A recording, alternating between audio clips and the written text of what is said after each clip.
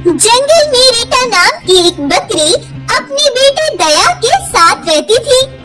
रीटा बकरी बहुत ही सीधी सादी और डरपोक थी। वो अपने बेटे से बड़ा प्यार करती थी।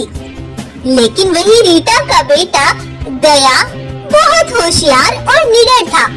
वो दिल का बड़ा अच्छा था। एक दिन दया जंगल में घास चर रहा था। वहीं उसके कुछ साथी भी थे। तभी दया को किसी के शोर करने की आवाज सुनाई दी। तब दया अपने दोस्तों से, अरे लगता है किसी को हमारी जरूरत है, कोई परेशानी में है, हमें चलकर देखना चाहिए दोस्तों। अरे नहीं नहीं दया, तुम रहने दो, क्यों किसी के लिए अपनी जान खतरे में डालो। चलो यहाँ से, चलो हम घर चलते हैं। और अगर तेरी माँ को खबर हो गई कि तू ये सब कर रहा है, वो तुझ पर बहुत नाराज होंगी। नहीं, मैं किसी को ऐसी मुसीबत में छोड़कर नहीं जा सकता। मैं चलकर देखूंगा। तब दया के कुछ साथी उसके साथ चल देते हैं। तभी वो देखते हैं एक बाघ एक बहुत बड़े काले पिंजरे में फंसा हुआ था। वो बाघ जोर जोर से मदद के लिए चिल्ला रहा था। उसे देख भालू कहता है, अरे दया भाई, ये तो बड़ा ही खतरनाक लगता है। हमें इसे पिंजरे से बाहर नहीं निकालना चाहिए, नहीं तो ये हमें खा जाएगा भाई।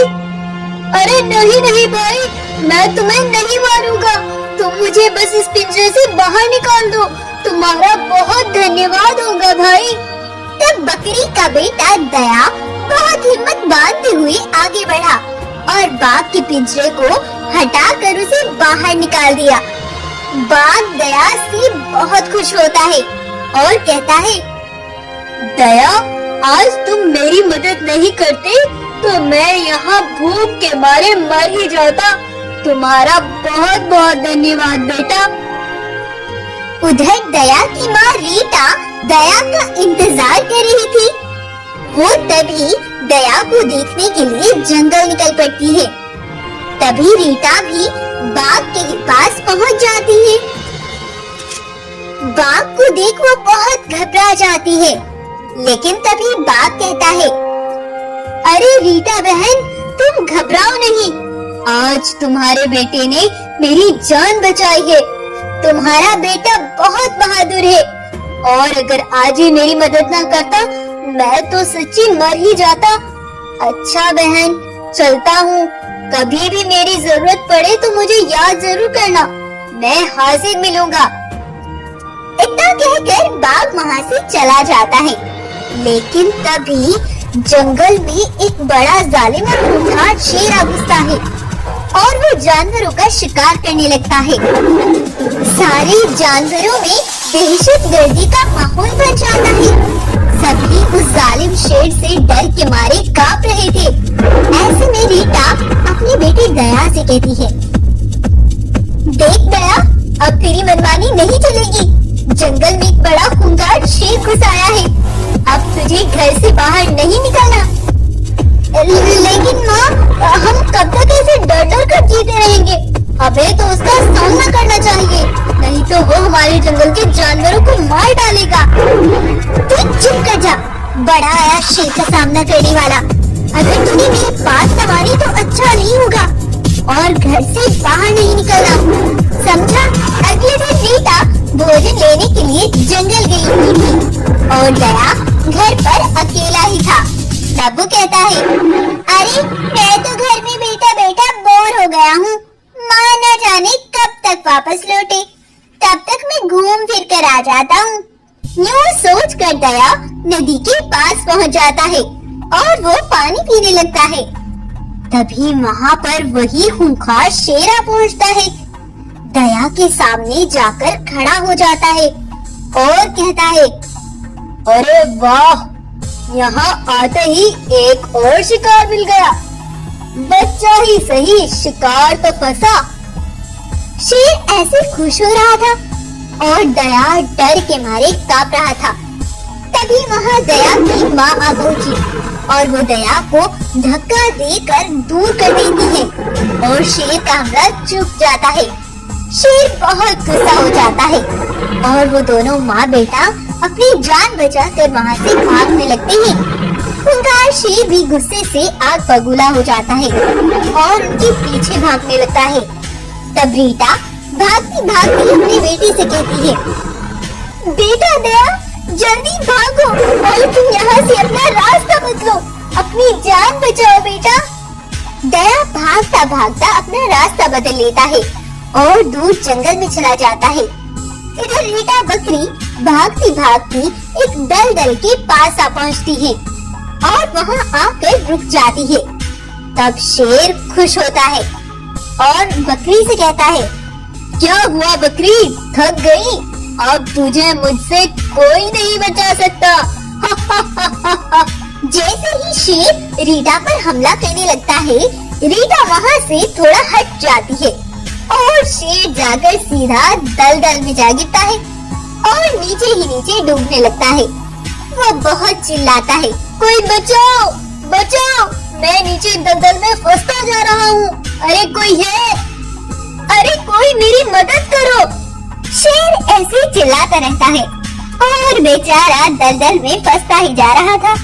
इधर दया दौड़ता हुआ बाघ से मदद के लिए उसके पास पहुंचा और अपनी माँ के पास उसे बुला कर लाया। दया अपनी माँ को सही सलामत देख बहुत खुश होता है और अपनी माँ को गले लगा लेता है।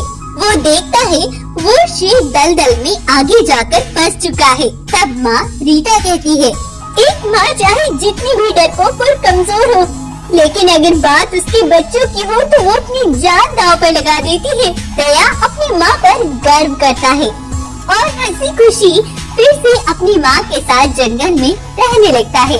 सिम्बा 2 महीनों से इस काली घाटी पर लटका हुआ उस गुनाह की सजा भुगत रहा था जो कि सिम्बा ने किया ही नहीं था। आखिर क्या हुआ था उस रात, चलिए देखते हैं। कल ही सिम्बा को जंगल का राजा घोषित किया गया और आज रात एक बड़ी अनहोनी की खबर लेकर सिम्बा का दोस्त काली बाघ उसके पास पहुंचा। काली बहुत घबरा रहा था। सिम्बा, क्या टूट पड़ा सिम्बा, उन मासूमों को खून में लथपथ पड़ा देख मेरी तो रूह कांप गई। काली, कौन है खून से लथपथ, बताओ बताओ काली, कौन है? सिम्बा भाई, छोटे छोटे मासूम जानवरों को बरगद के पेड़ के पास ना जाने किसने जान से मार डाला। क्या? नहीं नहीं, ऐसा नहीं हो सकता। काली, सबको इकट्ठा करो, मैं सभी जानवरों को आगाह करूंगा। जज्बाती होकर नहीं, हमें बहुत सोच समझ कर कदम उठाना होगा सिम्बा। कल ही तुम नए राजा घोषित हुए और आज ये दुर्घटना।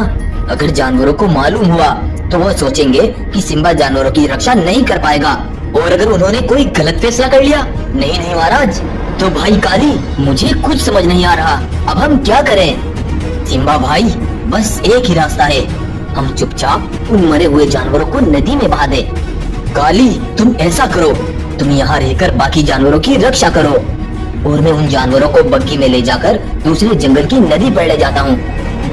सिम्बा रात में ही उन मासूम लाशों को बहुत दुख से एक बग्गी में भर लेता है और उन्हें लेकर वो वहाँ से जाने लगता है।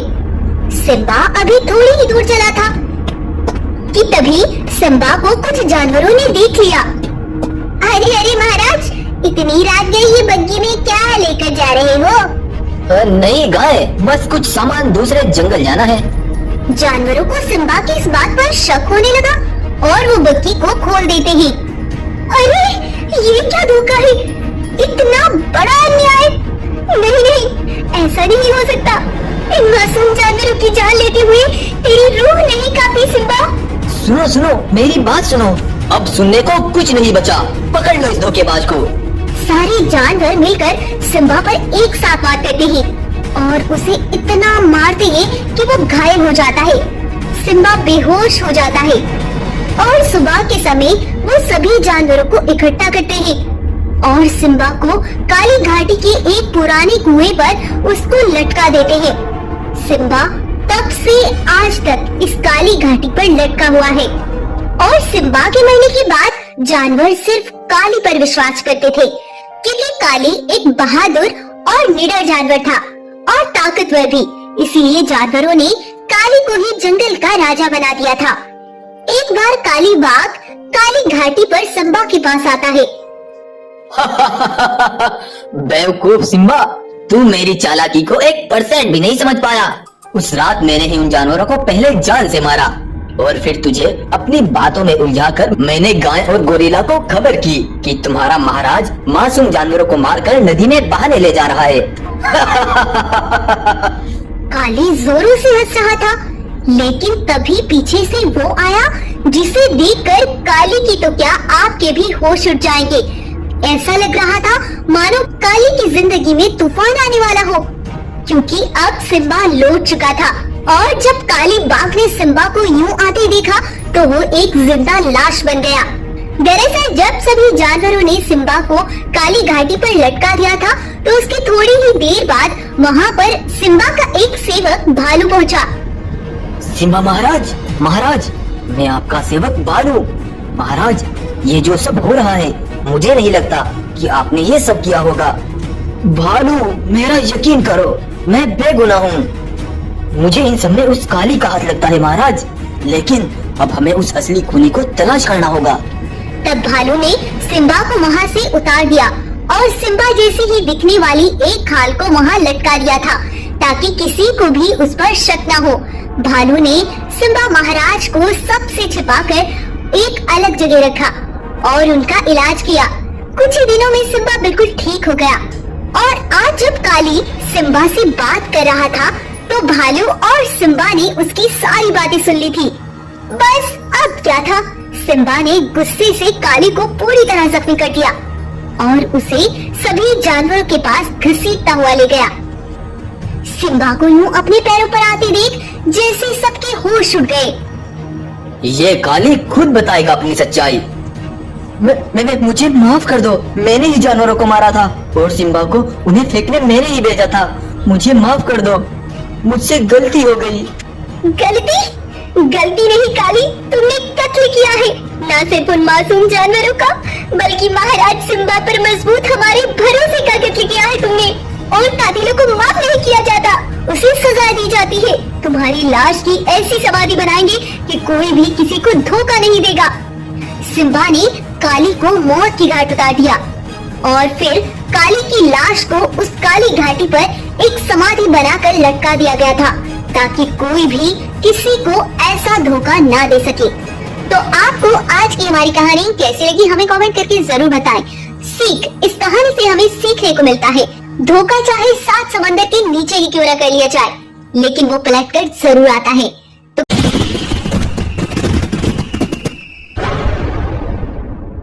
भीमा का एक सिपाही बंटी बाघ 2 सफेद घोड़ों की बग्गी को लेकर अपने महाराज भीमा के पास पहुंचता है और अपने महाराज से कहता है, महाराज मैंने आपके कहने के मुताबिक आपका काम बाहिफाजत पूरा कर दिया है। शाबाश बंटी, मुझे मालूम था कि तुम ये कर दिखाओगे। फिर भीमा का सिपाही बंटी उस बग्गी को खोलता है तो उसके अंदर से ज़ॉम्बी बाघ बाहर निकल कर आते हैं। उन्हें देख भीमा बड़ा खुश होता है। अब वक्त आ गया है अपने दुश्मन से बदला लेने का। अब ना बचेगा सिम्बा और ना बचेगा उसका वे जंगल। आखिर भीमा ने इन ज़ॉम्बी बाघों को किस बदले के लिए बुलाया है और कौन है वो सिम्बा जिससे भीमा अपना बदला लेना चाहता है? चलिए देखते हैं। कुछ सालों पहले वृंदावन जंगल में सिम्बा शेर का राज हुआ करता था। सिम्बा शेर का एक बेटा था जिसका नाम था बगीरा। सिम्बा अब अपने पद से इस्तीफा ले चुका था। अब वो जंगल की इस राज गद्दी को किसी और जानवर को सौंपना चाहता था।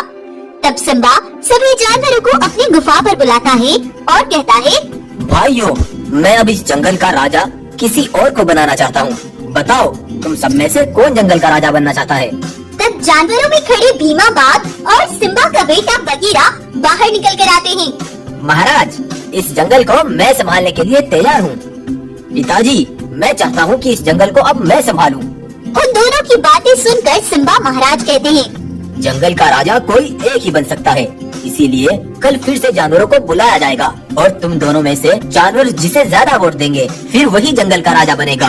अब तुम सभी जानवर जा सकते हो। भीमा बहुत परेशान था क्योंकि उसे मालूम था कि सभी जानवर बगीरा को ही मानते हैं, तो वो उसे ही जंगल का राजा बनाएंगे। तब वो अपने सेवक बंटी से कहता है, सुनो बंटी, हमें आज रात सभी जानवरों को सोने के सिक्के बांटकर उन्हें खरीदना होगा, जिससे वे सभी जानवर कल सभा में मुझे ही जंगल का राजा घोषित करेंगे। तब भीमा कुछ जानवरों को बुलाता है और उन्हें सोने के सिक्के देते हुए कहता है, ये लो सोने के सिक्के, और इनके बदले तुम सब मुझे कल सभा में जंगल का राजा घोषित करोगे, और राजा बनने के बाद मैं तुम्हें माला माल कर दूंगा। रात के समय सभी जानवर भीमा की बात को स्वीकार कर लेते हैं। अगले दिन जब सभी सभा में इकट्ठा होते हैं तो गाय सिम्बा महाराज से कहती है, महाराज ये भीमा बड़ा फ्रोडी है। ये रात के समय हमें सोने के सिक्के के भाव में खरीदना चाहता था और खुद जंगल का राजा बनना चाहता था। गाय की सारी बातें सुनकर सिम्बा गुस्से से आग बबूला हो जाता है। गद्दार बाघ, तुम अभी से धोखा कर रहे हो तो राजा बनने के बाद ना जाने क्या क्या करते।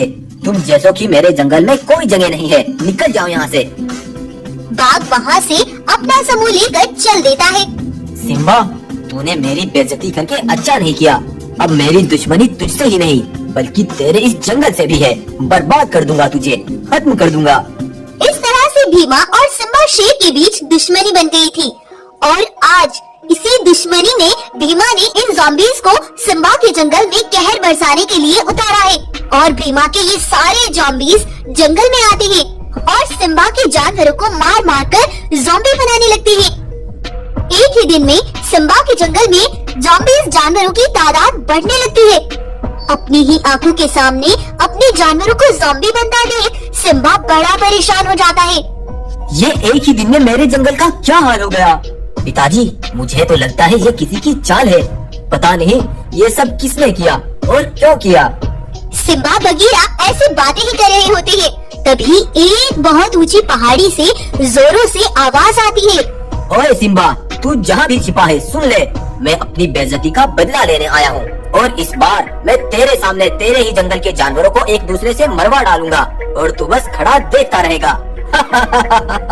सिम्बा ये सब सुनकर बड़ा परेशान हो जाता है। बेटा बगीरा, ये सब भीमा का किया धरा है, लेकिन हमारे पास इसका अब कोई भी हल नहीं है। एक हल है पिताजी, मैं एक आग बरसाने वाले पैंथर को जानता हूँ। वह अपनी फायर पावर का इस्तेमाल करके सभी ज़ॉम्बीज़ को मार सकता है। हमें उससे मदद मांगनी चाहिए। तब सिम्बा और बगीरा आग बरसाने वाले पैंथर के पास जाते हैं और उसे सारा माजरा बताते हैं। फायर पैंथर भी उनकी मदद करने के लिए तैयार हो जाता है और वो सिम्बा के जंगल आकर सभी ज़ॉम्बीज़ पर अपनी आग बरसाने वाली शक्तियों से वार करना शुरू कर देते हैं और उन सबको आग से जलाकर मार देते हैं और फायर पैंथर ज़ॉम्बी बने जंगल के जानवरों को भी जलाकर भस्म कर देता है। तभी भीमा वहाँ पहुँचता है और वो पीछे से बगीरा पर वार करने लगता है, लेकिन तभी सिम्बा उस पर वार करके उसका किस्सा वहीं पर खत्म कर देता है। इस तरह एक बार फिर से सिम्बा ने भीमा से अपने जंगल के जानवरों को बचा लिया। तो आपको आज की हमारी कहानी कैसी लगी हमें कमेंट करके जरूर बताएं और ये वीडियो अगर आपको पसंद आई है तो इसको लाइक, शेयर और सब्सक्राइब करना ना भूलें। जंगल में घोड़ी अपने बच्चे को जन्म देती है। उसका बच्चा बहुत प्यारा था। वह उसके लिए जंगल से ताजी घास लेने जाती है। घोड़ी के चले जाने के बाद वहाँ पर एक भूखा दुष्ट शेर पहुँचता है।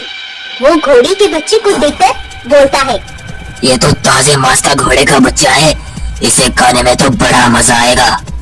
इतना बोलकर शेर उसका शिकार कर लेता है और उस बेचारे को जान से मार डालता है। घोड़ी जब वापस लौटती है तो देखती है कि शेर ने उसके बच्चे को मारकर खा लिया है। ये सब देख घोड़ी वहीं की वहीं खड़ी रह जाती है और कुछ नहीं कर पाती। अरे मैंने इस बेखौफ शेर का क्या बिगाड़ा था? इसने मेरे मासूम बच्चे को मार डाला। अब मुझे अकेले जीने का कोई हक नहीं है। इतना बोलकर घोड़ी एक पहाड़ी से कूदकर सुसाइड करने के लिए चल देती है कि तभी रास्ते में उसे एक बाघ का बच्चा रोते हुए दिखाई देता है। तब वो उसके पास जाकर पूछती है, अरे बेटा, तुम क्यों रो रहे हो? तुम्हें आखिर क्या हुआ? मेरी माँ को एक शेर ने मार डाला। अब मैं बिल्कुल अकेला हो गया हूँ। मेरा अब इस दुनिया में कोई नहीं है। अब मैं कहाँ जाऊँगा? क्या उस बेखौफ शेर ने तुम्हारी माँ को भी मार डाला है? हाँ, उसने मेरी माँ को मार डाला। लेकिन तुम ऐसा क्यों बोल रही हो? क्योंकि उसने अभी मेरे बेटे को भी मार डाला है। लेकिन बेटा, आज से मैं तुम्हारे साथ रहूंगी। मैं तुम्हारा बहुत ख्याल रखूंगी बेटा। तब से घोड़ी बाघ को अपने साथ रखती और उसे अपने बेटे की तरह पालती। उधर उसी शेर ने जंगल के बहुत से जानवरों को मार डाला था। कोई भी जानवर उसका मुकाबला नहीं कर सकता था। सभी उससे डर के मारे छिपे हुए थे। कुछ दिन बीत गए थे। अब बाघ भी बड़ा हो गया था। तो सभी जानवर घोड़े के पास जाते हैं और उससे कहते हैं, सुनो बहन, उस शेर ने पूरे जंगल में आतंक फैला रखा है और वो अब हमें भी मार डालेगा। तुम हमारी मदद करो बहन। तुम चिंता मत करो, मेरा बेटा बाघ उसका अंत करेगा और साथ ही मेरे बच्चे और अपनी माँ बाघिन का बदला भी लेगा। अब तुम्हें चिंता करने की जरूरत नहीं। तब घोड़ी बाघ से अकेले में बात करती है। बाघ बेटा, उस शेर ने सभी जानवरों को परेशान कर रखा है। अब वक्त आ गया है उससे अपना बदला लेने का। तुम्हें उसे मारना होगा। हाँ माँ, मैं उसे जरूर बदला लूंगा। तुम अब चिंता मत करो। तब बाघ शेर को ढूंढते ढूंढते उसके पास पहुंच जाता है। शेर, तुमने मेरी माँ को मार डाला था ना? तुमने बिल्कुल अच्छा नहीं किया था। अब तुम्हें उसका अंजाम भुगतना पड़ेगा। तब बाघ बड़े ही गुस्से से उस पर हमला कर देता है और कुछ ही देर में उसे जान से मार डालता है। तभी वहीं पर सभी जानवर पहुंच जाते हैं और शेर को मरा हुआ देख बड़ा खुश होते हैं। आखिर उनकी जान जो बच गई थी। बाघ भाई, तुम्हारा बहुत शुक्रिया। तुमने हमारी इस खूंखार शेर से जान बचा दी। तुम्हारा बहुत शुक्रिया। तब से जंगल के जानवर बाघ को ही जंगल का राजा बना देते हैं और बाघ अब अपनी प्रजा का बड़े अच्छे से ख्याल रखता है और सभी जानवर भी मजे से सुख शांति के साथ अपना जीवन व्यतीत करने लगते हैं। एक ऐसा सच जो सिर्फ इस गुफा में झूठ के साथ दफन हो गया था और एक ऐसा योद्धा जो बस एक कातिल की शक्ल में आ गया। प्रजा के दिलों में बसने वाला एक सम्राट मासूम बच्चों के खून का प्यासा साबित हो गया। लेकिन वही सम्राट आज फिर से वापस लौट रहा है, जिसे देखने के लिए सभी बेचैन खड़े हैं। आखिर कौन है ये योद्धा? जल्द ही मिलाते हैं आपको उनसे। बस आप इस कहानी में पूरा बने रहें। कुछ सालों पहले कहानी की शुरुआत होती है भानगढ़ जिले के पास बसने वाले एक वृंदावन जंगल से, जहाँ का सम्राट था शिवाई नाम का एक सफेद शेर। शिवाई अपने इस जंगल को स्वर्ग बनाना चाहता था और अपनी प्रजा को हमेशा खुश देखना चाहता था। और ऐसी सोच रखने वाला शिवाई महाराज को जंगल की प्रजा अपना देवता मानती थी। शिवाई ही उनकी उम्मीदों का सितारा था। लेकिन हमेशा से शिवाई की इन उम्मीदों को नाकाम देखने वाला एक बंटी बाघ वृक्षों से एक ऐसे मौके की तलाश में था जिससे प्रजा के दिलों में वो उसकी नफरत बढ़ा सके। ऐसे में शिवाई जंगल के सभी जानवरों को अपने दरबार में बुलाता है। हमारे आसपास के सभी जंगलों के राजा रुद्र शेर ने सभी राजाओं को अपने जंगल में आने के लिए आमंत्रित किया है। वह जंगल के कुछ अलग नियम लागू करना चाहते हैं, इसीलिए मुझे अभी निकलना पड़ेगा और जब तक मैं वापस आऊं, इस जंगल को संभालना तुम्हारी जिम्मेदारी है। शिवाई की ये बातें सुन दूर खड़े बंटी की आंखें चमक उठती हैं। शिवाय, यही है वो मौका जिसका मुझे बरसों से इंतजार था और मैं ये मौका गवाऊंगा नहीं। शिवाई रुद्र महाराज के जंगल की ओर निकल पड़ता है और इधर बंटी अपने सिपाहियों के साथ शिवाई के जैसी एक नकली खाल बनाने लगता है। उस खाल को बनाने के बाद जब बंटी उसे अपने एक सिपाही को पहनाता है तो बंटी को भी अपने सामने एक सिपाही नहीं बल्कि बिल्कुल शिवाई जैसा दिखने वाला शेर दिखाई देता है। ये देख बंटी खुशी से फूला नहीं समा था। तब बंटी अपने सिपाही को जंगल के जानवरों के पास भेजता है।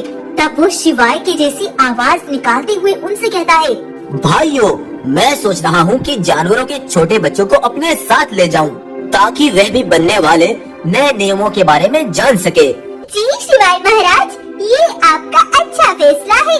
हम सब अपने बच्चों को तुम्हारे साथ जरूर भेजेंगे महाराज।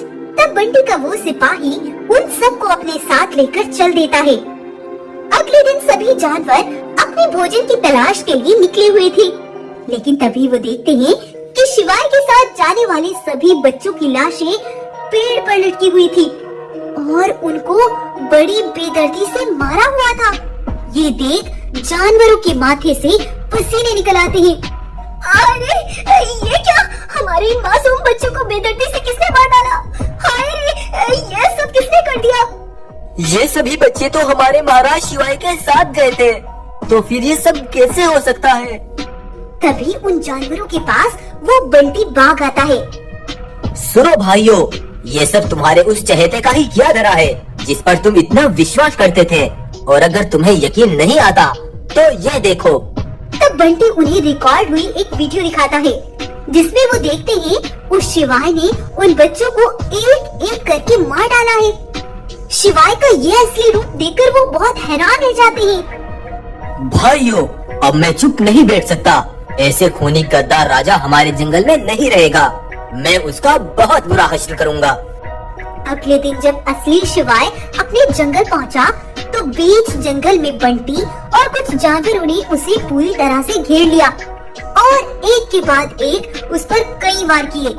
शिवाय उन्हें कुछ बताता उससे पहले ही बंटी शिवाय पर वार करके उसे बेहोश कर देता है और उसको अपनी पीठ पर गिर कर दूर एक वीरान गुफा में बंद कराता है और शिवाय को गुफा में कैद करके आकर जंगल के जानवरों से कहता है, मैं जानता हूँ कि तुम्हें एक बड़ा सदमा पहुँचा है। तुम्हारे नन्हे बच्चों के जाने का मुझे भी बहुत दुख है, लेकिन फिर भी हमें इस जंगल को संभालना होगा। आज से मैं इस जंगल की रक्षा करूँगा। इस तरह इस बंटी ने एक ईमानदार और बहादुर शेर को जानवरों की नजरों में गिराकर उसको उसके पद से हटा दिया और ये बंटी रात के समय अपने सिपाहियों के साथ एक एक जानवर का शिकार कर लिया करता था। इस तरह से बहुत समय तक बंटी ने छुपकर शिकार किया। काफी समय बाद जंगल में एक चीता आया। वो सभी जानवरों को सुनसान जगह पर इकट्ठा करके उनसे कहने लगा, सुनो भाइयों, तुम सबके साथ एक बहुत बड़ा धोखा हुआ है। दरअसल जब शिवाय महाराज रुद्र महाराज के जंगल जा रहे थे, तो उन्होंने मुझे अकेले में बुलाकर कहा था, सुनो चीता, मैं रुद्र शेर के जंगल में जा रहा हूँ। वह जंगलों के नियमों को बदल रहे हैं। मुझे वहाँ से आने में 2-3 दिन लग जाएंगे। मेरी गैर मौजूदगी में तुम मेरे जंगल की निगरानी करना, और अगर तुम्हें कुछ भी गलत होता दिखे तो आकर मुझे बताना। अगले दिन रात में मैंने देखा कि बंटी बाघ का एक सिपाही शिवाय महाराज जैसी एक खाल पहनकर मासूम बच्चों को मार रहा था, और बंटी बाघ दूर खड़ा उसकी वीडियो बना रहा था। उसी रात जाकर मैंने ये सारी बातें शिवाय महाराज को बता दी। तो जब अगले दिन महाराज जंगल वापस लौटे, तो तुमने उनसे कुछ पूछे बिना ही उन्हें मारना पीटना शुरू कर दिया था। चीता की ये सारी बातें सुनकर सभी जानवरों को बड़ा झटका लगा। इसका मतलब है उस बंटी ने ही हमारे बच्चों को मरवाया और हमारे ही महाराज को खूनी ठहरा दिया। हाँ भाइयों, वह बंटी एक जालिम और गद्दार जानवर है, और वही हर रोज अपने सिपाहियों के साथ जानवरों का शिकार करता है। अब तुम सब यहीं पर इंतजार करो। मैं गोरिल्ला को साथ ले जाकर महाराज को गुफा से निकाल कर लाता हूँ। तब चीता अपने साथ एक गोरिल्ला को लेकर बंटी से छुपकर शिवाय को लेने जाता है और उस गुफा को खोलकर वो शिवाय को बाहर निकाल लेते हैं। तो यही है वो सम्राट शिवाय जो सालों बाद अपने जानवरों के बीच वापस लौट रहा है, और सभी जानवर अपने महाराज शिवाय के स्वागत में सर झुकाए खड़े थे। हमें माफ कर दो महाराज, हमसे बहुत बड़ी गलती हो गई। तब शिवाय ने सबको माफ कर दिया और वो सभी जानवरों के साथ बंटी के पास पहुंचा। उसे देख बंटी की टांगे थर-थर कांपने लगी। तब शिवाय ने बंटी को जान से मार डाला और फिर से यही सम्राट अपने जंगल के जानवरों का रखवाला बन गया। इस तरह से शिवाय ने एक बार फिर से महानता हासिल की। तो आपको आज की हमारी कहानी कैसी लगी, हमें कमेंट करके जरूर बताएं।